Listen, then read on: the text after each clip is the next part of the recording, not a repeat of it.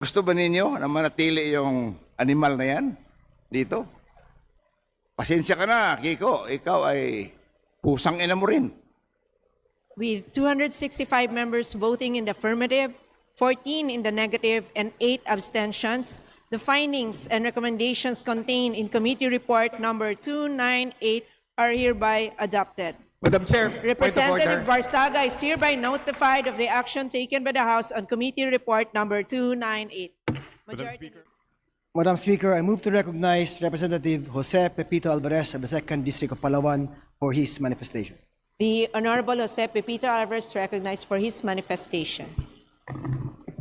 Good evening, Madam Speaker. Distinguished colleagues, mga kaibigan. I rise today para po suportahan yung findings ng Ethics Committee na tuluyan ng paalisin yan si Miao Miao dito sa Kamara.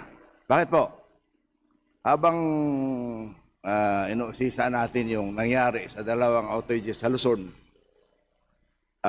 pinatawag natin yung NGPC, Department of Energy, and para kung anong pwede natin gawin upang mapagbuti ang serbisyo ng NGPC,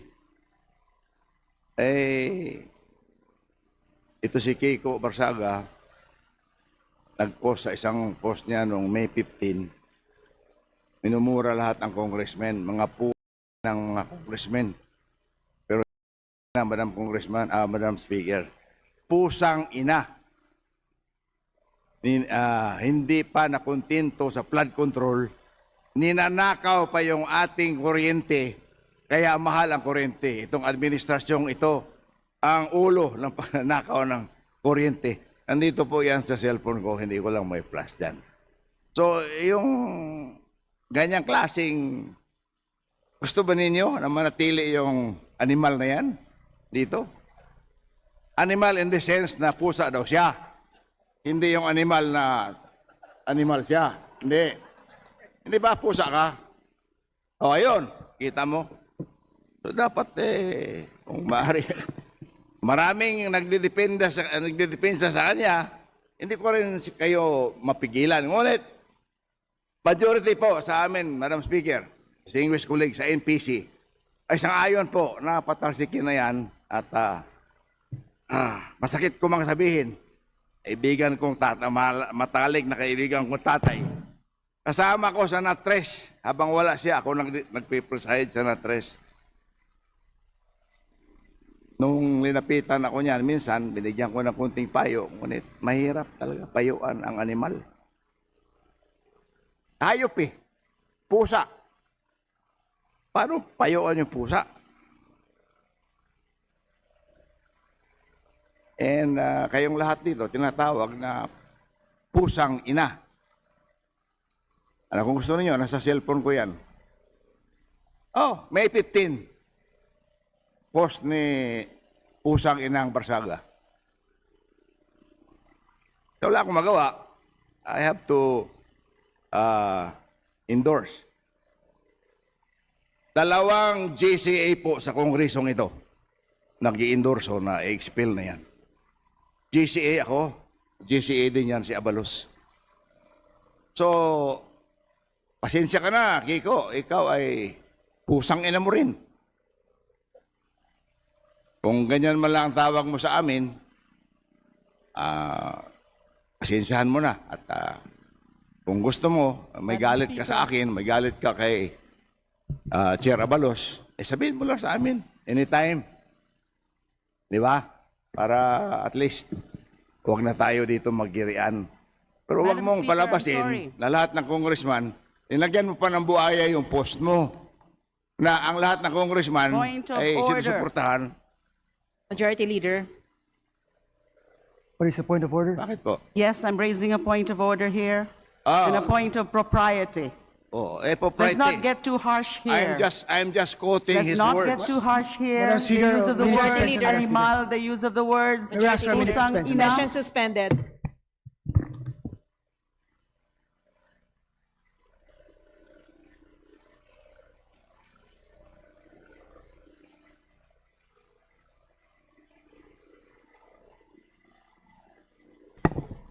Madam Speaker, I move to recognize Representative Robert Nasal of BH Party List for his manifestation.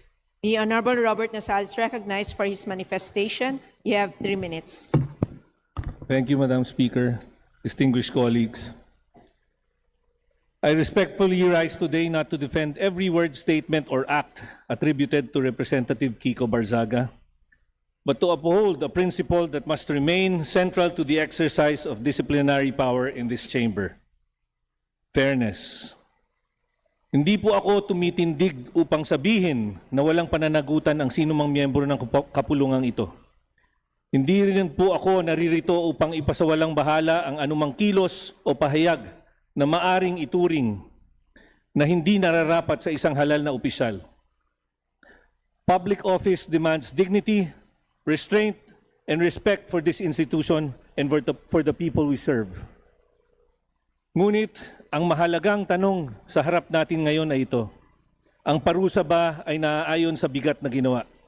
Is the penalty being proposed commensurate to the act complained of? Mr. Speaker, expulsion is the gravest penalty of this House. This House can impose upon one of its members. Ito po ang pinakamabigat, pinakamatindi, at halos hindi na maibabalik na kaparusahan. It is not a mere reprimand. It is not censure. It is not suspension. It is the complete removal of an elected representative from the seat entrusted to him by the people. Dahil dito, ang expulsion ay hindi dapat ginagamit ng basta-basta. It must be reserved only for the most extreme of cases, for acts so grave and so incompatible with public office that no lesser penalty would be sufficient. In this case, Mr. Speaker, Madam Speaker, while there may be matters that deserve scrutiny, criticism, or even sanction, I respectfully submit that expulsion is not commensurate to the act complained of. Sobra po ang parusang pagpapatalsik. It is disproportionate. It is excessive. It goes beyond what fairness and justice require. Ang ating tungkulin bilang mga miyembro ng kapulungang ito ay hindi lamang magparusa. Our duty is to ensure that punishment, when imposed, is fair, measured, and proportionate. Kung may mga pagkukulang, dapat may pananagutan. Ngunit ang pananagutan ay hindi dapat maging labis, hindi dapat maging padalos-dalos, at hindi dapat lumampas sa bigat ng mismong pagkakasala. Madam Speaker, a democratic institution is not strengthened by the severity of its punishment. It is strengthened by the fairness of its judgment. Pinatitibay natin ang institusyong ito hindi sa pamamagitan ng pinakamabigat na parusa, kundi sa pamamagitan ng patas, mahinahon, at makatarungang paglalapat ng ating mga patakaran. We must also remember that expulsion does not affect only the member concerned. It affects the people who elected him. Ang pagpapatalsik sa isang kinatawan ay hindi lamang usapin ng disiplina laban sa isang tao. Ito ay may direktang epekto sa mga mamamayang nagbigay sa kanya ng mandato. When we expel a member, we also deprive his constituents of the representative they chose through the ballot. The people of his district exercise their democratic right. Sila ang pumili, sila ang nagtiwala, sila ang nagbigay ng mandato. For this House to overturn that mandate through expulsion, the reason must be compelling, unmistakable, and of the highest order. Sa kasong ito, may seryosong usapin, ngunit hindi umaabot sa antas ng pagwawalang bisa sa pasya ng mga botante. Madam Speaker, fairness also requires consistency. Hindi maaring ang pamantayan natin ngayon ay mas mabigat kaysa sa pamantayang ginamit natin noon sa ibang mga kaso. This chamber has previously dealt with allegations of improper or disorderly conduct without resorting to expulsion.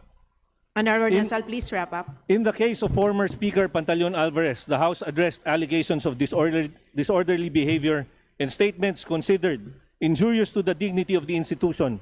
Gayunman, ang naging kaparusahan natin ay censure, hindi expulsion. The House then recognized that discipline must be proportionate to the act. Kung noon ay pinairal natin ang moderation, proportionality, and restraint, dapat ganun din ang pairali natin ngayon.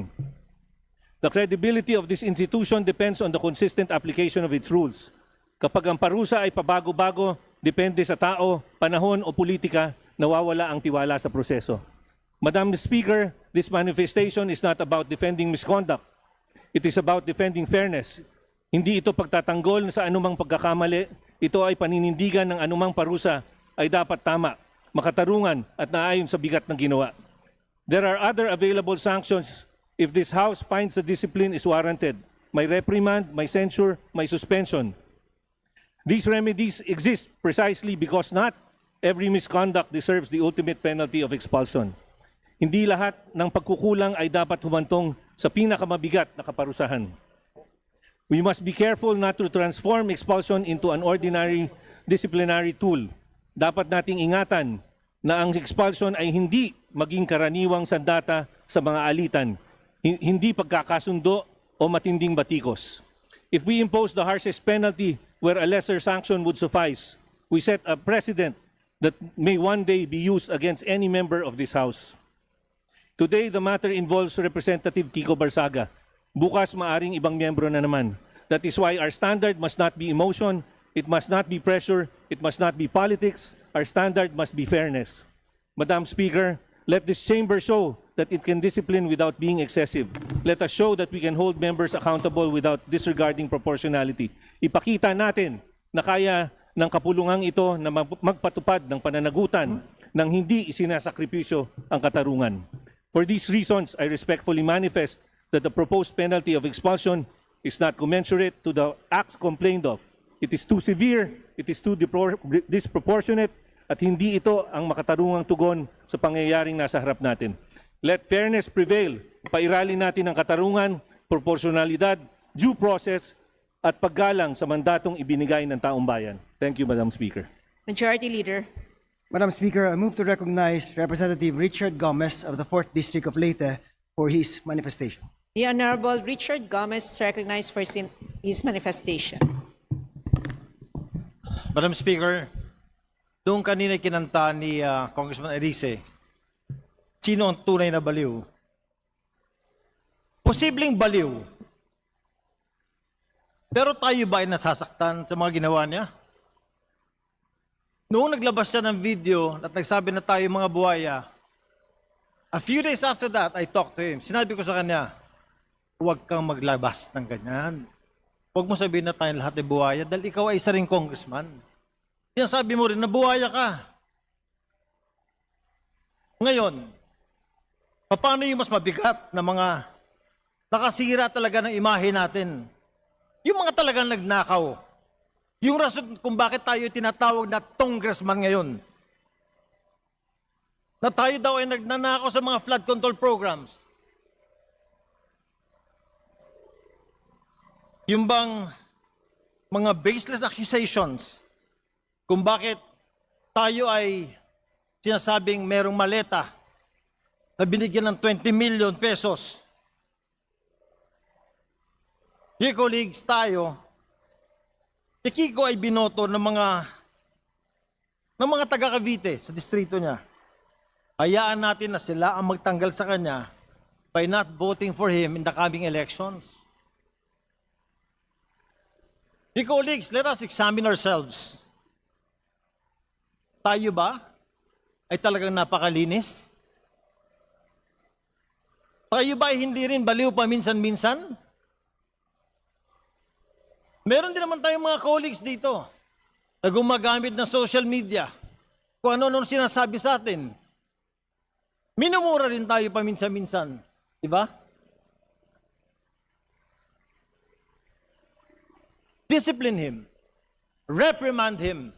Suspend him as much as you want. But for us to take him out, let us not put this action of expulsion in our own hands. Let the people of Cavite in his district decide for him and not us for these reasons. Majority Leader. Madam Speaker, I move to adopt the findings and recommendations contained in Committee Report number 298 and pursuant to our rules, direct the Secretary General to read the title of the committee report and thereafter call the roll of members for nominal voting. The There's a Parliamentary motion. inquiry, Madam Speaker. Majority Leader. What is the, May we know how many votes is needed to expel our colleague?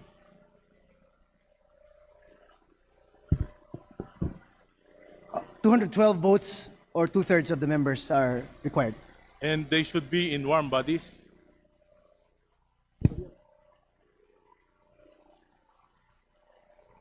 Move to suspend, Madam Chair. Session suspended.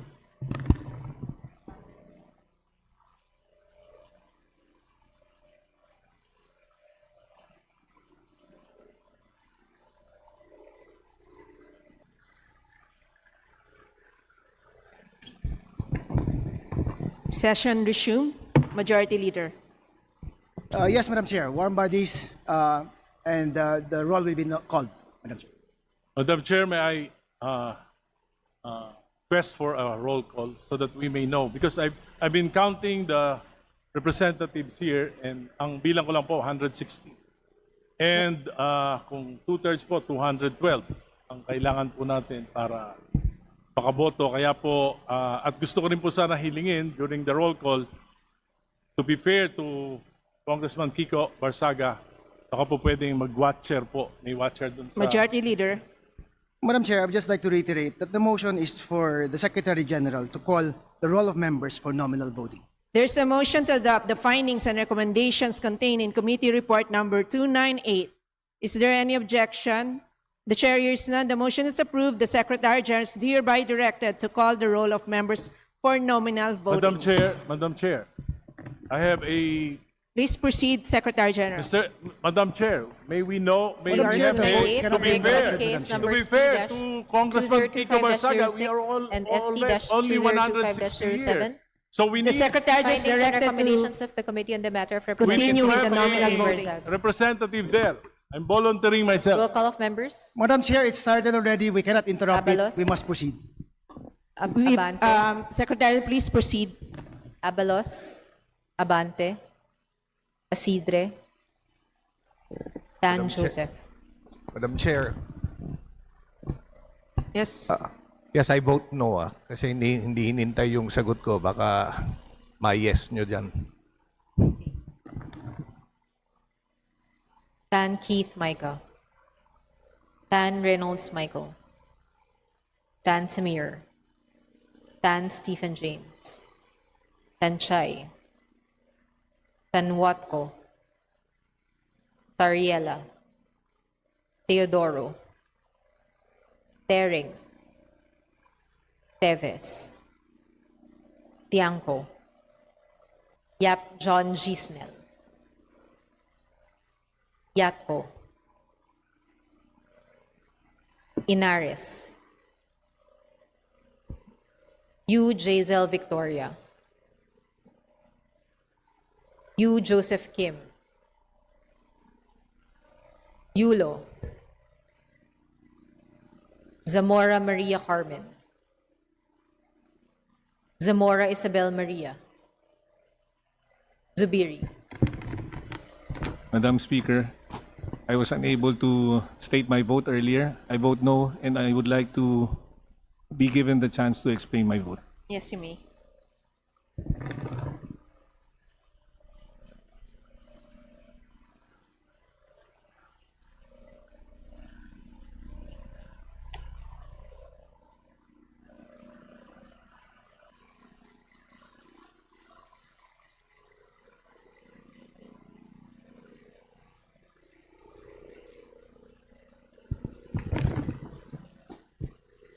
With 265 members voting in the affirmative, 14 in the negative, and 8 abstentions, the findings and recommendations contained in Committee Report Number 298 are hereby adopted. Madam Chair, point of Representative order. Barsaga is hereby notified of the action taken by the House on Committee Report Number 298. Majority Speaker. Leader. Point of order, Madam Speaker. Majority Leader. I move to recognize Representative Marcelino C. Libanan, Minority Floor Leader. Madam Speaker, Mr. Majority Floor Leader, a point of Majority order is Leader. the second highest Majority Leader. Motion to suspend. Session motion. suspended. So,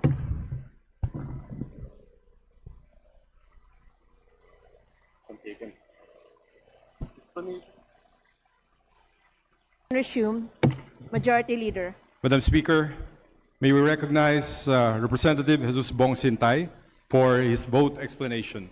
The Honorable Bong Suntay is recognized for his vote explanation. You have 3 minutes. No, Madam Chair, I would no longer explain my vote. I already made the manifestation earlier. I just have a point of order which I want to clarify. Majority Leader.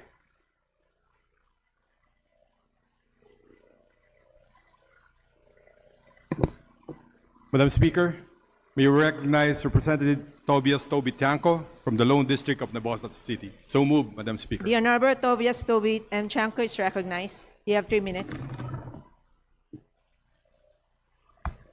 Madam Speaker, dear colleagues, I voted no not because I'm defending Kong Kiko Barsaga. No? Tulad ng sinabi ko, mga kasalanan siya na dapat natin bigyan ng penalty o dapat natin parusahan. Ngunit ang tingin ko, yung parusang ibinigay natin na pagtanggal sa kanya dito sa kanyang bilang congressman ay masyadong sobra doon sa ginawa niyang mga pagkukulang. No? Pangalawa po, hindi lang po siya yung tinanggal natin, tinanggalan po natin na representante ang mga bumoto sa kanya. No? Pangatlo po, yung sinasabi natin na sinisira yung imahe ng House, hindi naman po siya yung nakakasira. Ang nakasira po talaga sa imahe ng House, bago pa man siya magsalita, bago pa man siya mag-vlog, talagang yung corruption issue dito ng ilang miyembro tungkol doon sa pagbebenta ng budget. No? So nakakalungkot lang na si Kiko ay tinanggal natin, pero yung ibang alam natin na gumawa ng corruption dito ay hindi man lang natin mabanggit.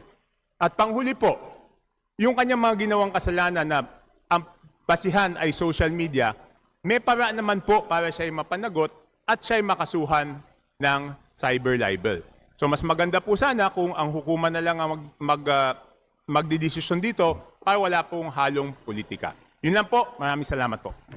Majority Leader. Madam Speaker, I move to recognize Representative Paulo Henry M. Marcoleta from Party List Sagip. The So moved. Honorable Paulo Henry Marcoleta is recognized. You have 3 minutes.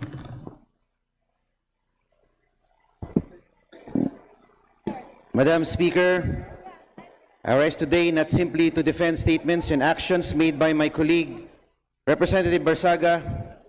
I rise for a far more important reason, to defend the integrity of representative democracy, due process, and free speech. The question before us is whether this House should exercise its gravest disciplinary power, which is the expulsion of a duly elected member of Congress and thereby disenfranchise hundreds of thousands of Caviteños who sent him here to represent them. On that question, my vote is a clear and unequivocal no. The seats you occupy as representatives of the people belong to the sovereign Filipino people who elected us. The seat occupied by Representative Barsaga belongs to the people of Cavite. The power to expel a member does not merely punish an individual. Inevitably, it collectively restricts the participation of the constituency and overrides the sovereign judgment of voters. We substitute our collective will for theirs. Ang expulsion ay nakalaan bilang sa mga pinakamabigat na aksyon laban sa isang kinatawan. Ito ay ipinapataw para sa mga kinatawan na sa tingin ng Kamara ay hindi na maaari maglingkod dahil sa malulubhang sanhi. Ang pag-post sa social media, ang pagkakaroon ng unconventional conduct, ang pagpuna sa Kongreso, ang pagkilos at pananalita kagaya ng isang pusa, ang mga ito ay malayo sa dapat na dinidisiplina ng expulsion. Corruption, criminal misconduct, betrayal of public trust, or actions that directly threaten the institution itself. Madam Speaker, if disagreeable speech, criticism of Congress, and unconventional behavior are now grounds for expulsion, we are creating a dangerous precedent that contradicts lawful protections offered to all our citizens.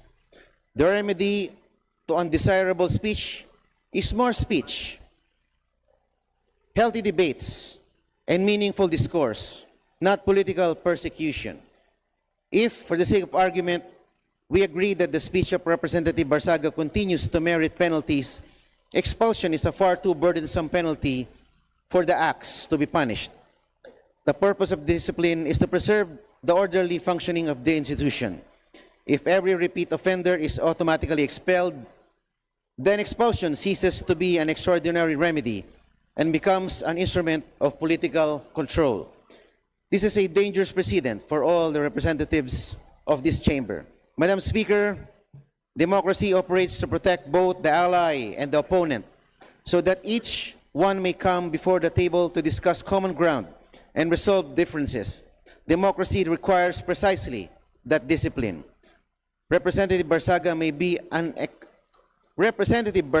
be unconventional. He may be provocative. He may even be wrong. But none of those are sufficient grounds to nullify the mandate entrusted to him by the people. If his constituents believe he has failed them, the people possess enforceable democratic remedies. The voters elected him. The voters can remove him. That judgment belongs first and foremost to the people, not to us. For these reasons, and in defense of representative democracy, constitutional liberty, due process, proportionality, and the sovereign will of the electorate, I respectfully register my vote against the proposed expulsion of Representative Barsaga. I vote no. Thank you, Madam Speaker. Majority Leader. Madam Speaker, I move to recognize Representative Elijah R. San Fernando from Party List Kamanggagawa. The Honorable Elijah San Fernando is recognized. You have 3 minutes. Madam Speaker, mga kasama, ang Kamanggagawa ay tumitindig upang irehistro ang aming pagtutol sa desisyong patalsikin sa pwesto si Representative Kiko Barzaga. This House has made a huge mistake today, and it must now reckon with a dangerous precedent the majority has created. Pasaway, walang modo, raskal. Ganito po ilarawan ng marami si Representative Barzaga. Nakasisira sa imahe at reputasyon ng Kamara ang kanyang mga ginagawa, kaya marapat lamang daw na siya ay patalsikin. Pero kung ang pagprotekta sa kaayusan at prestihiyo ng Kamara ang pamantayan, may mga tanong po ang kinatawang ito. Ilang beses na ba tayong nakakita at nakasaksi ng mga mambabatas na nagbabatuhan ng personal na insulto?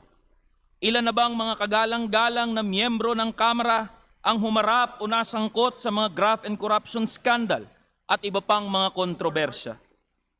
We are reminded, public officials shall lead modest lives and that we shall not indulge ourselves in extravagant or ostentatious display of wealth in any form. How many members of this House have violated this ethical standard? And yet, the House did not expel them. At ngayon, inaangat ng Kongreso ang kaso ni Representative Barzaga na ang sentro ay social media posts, political insults, parliamentary misconduct sa antas ng expellable offense. At the heart of this question is democracy itself. In deciding that the duly elected Representative Barzaga must be expelled, we are disenfranchising 160,000 voters who have selected him to serve them. Tinanong ba natin sila kung hindi na niya nagagampanan ang kanyang tungkulin? Kinonsulta ba natin ang mga mamamayan ng Dasmariñas kung sang-ayon silang alisan ng boses sa kongresong ito? Hindi ba malinaw sa mga kapwa mambabatas na nakikita ng mga manggagawa at ordinaryong Pilipino ang ating pagmamadaling sipain si Representative Kiko habang pinapalampas naman natin ang kagimbal-gimbal na problema ng korupsyon? Let us be clear, ang usapin na ito ay hindi kung tama o mali si Representative Barzaga. Hindi kung siya ba ay dapat punahin, parusahan o isuspend. Ang tunay na tanong, handa ba tayong magtakda ng bagong pamantayan na ang offensive speech, ang pagiging pasaway o ang parliamentary misconduct ay katumbas na ng pinakamabigat na parusa na kaya nating ibigay? If the majority's decision becomes the new standard, then the question is no longer why Kiko Barzaga is being expelled. The question is why so many others before him were not. Ngayon, maaaring ang nasa kapangyarihan ang nagtatakda ng pamantayan. You might be overjoyed at the act of punishing Representative Barzaga, but power is not permanent, Madam Speaker. Bilog ang mundo. Darating ang panahon na ang ginawa ng Kongresong ito kay Representative Barzaga ay maaari ring maipataw sa kahit sino man sa atin. Today's decision of the House would forever be a stain on this institution. Maraming salamat po, Madam Speaker. Majority Leader. Madam Speaker, I move to recognize Representative Robert Nasal from Party List BH. The Honorable Robert Nasal is recognized. You have 3 minutes. Madam Speaker, since I've already manifested earlier, I would just like to submit my explanation of no vote. Majority Leader. Madam Speaker, I move to consider Committee Report number 299, submitted by the Committee on... Madam Speaker, move to suspend session for a few Session minutes. suspended.